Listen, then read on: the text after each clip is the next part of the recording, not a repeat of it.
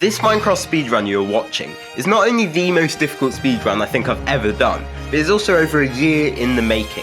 So to tell this story, first we need to go back to nearly 2 years ago, when a friend of mine called Opabinya decided to look through the Minecraft seeds numbered 1 to 100.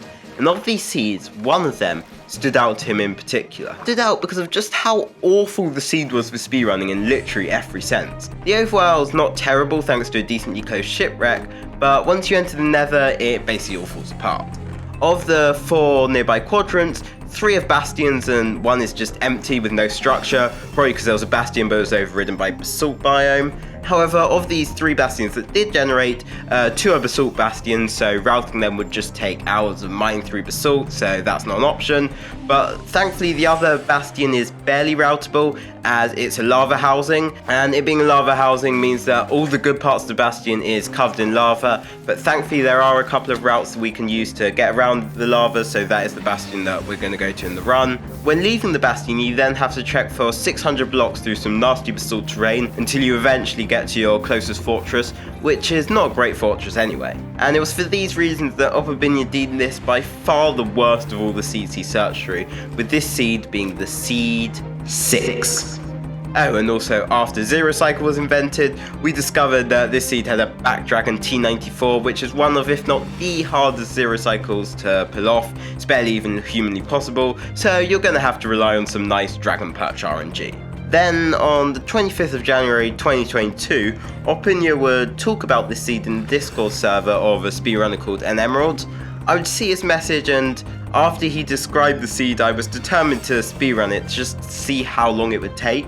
So I ran it blind. It took me nearly an hour to complete, and the only moment I recall well was checking my pie chart at some point in the nether to not only see no spawner for a fortress on my pie chart, but also no chests, so literally nothing, which perfectly sums up the nether of this seed, a barren wasteland. After this, we did some routing, and seeing how stupidly difficult the seed was, I half-jokingly proclaimed that I would beat it in under 10 minutes. Over the next few weeks, I would spend quite a bit of time trying to beat the seed, and despite an extremely optimized route and probably well over 10 hours of attempts, the fastest I was able to beat the seed in was 13 minutes, making the idea of a sub 10 seem basically impossible. And with this, I jokingly stated that I'd get a sub 10 before the end of this year. A lot would happen over the next 11 months, but whatever I did, there was one question my friends would never let me forget. When will you speedrun 6? In my YouTube comments, speedrun 6. My Discord server, speedrun 6. In my DMs, YouTube community posts, people asking me in real life a speedrun 6 emote, even an official speedrun 6 petition. So, remembering my promise and succumbing to a bit of peer pressure, on the 26th of December, I loaded up Minecraft with one goal in mind. Seed 6, time under 10 minutes. That day I spent many hours attempting but to no success. However, the next day I booted up Minecraft, and after a bit I got this run you're watching right now. The overworld was fairly simple, and by getting first try flint, I was able to enter the nether in just under 2 minutes, which is slightly better than average for this seed. I ran over to my bastion where I pulled off a lava housing route, which is slightly slower than the normal housing route, but thanks to getting a massive amount of piglins from the manhunt, it wasn't that slow.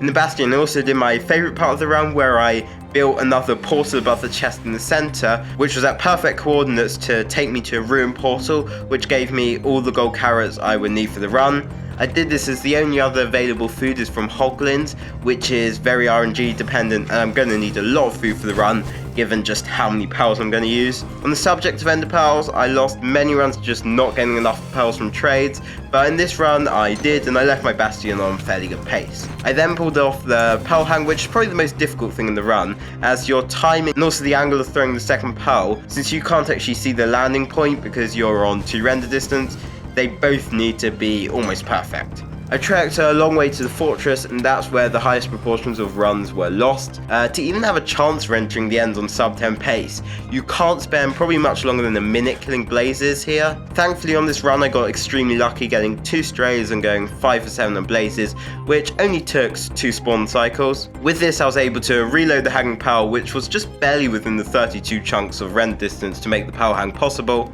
and after building my second portal and digging into the portal room, I entered the end at 8:54.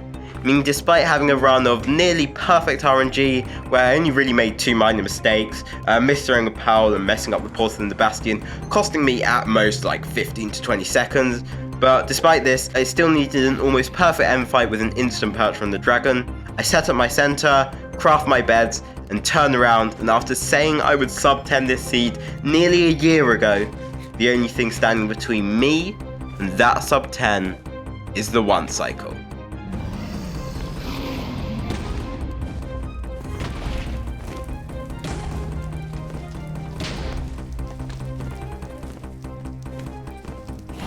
It's a bit scuffed, but there it is, 9:57.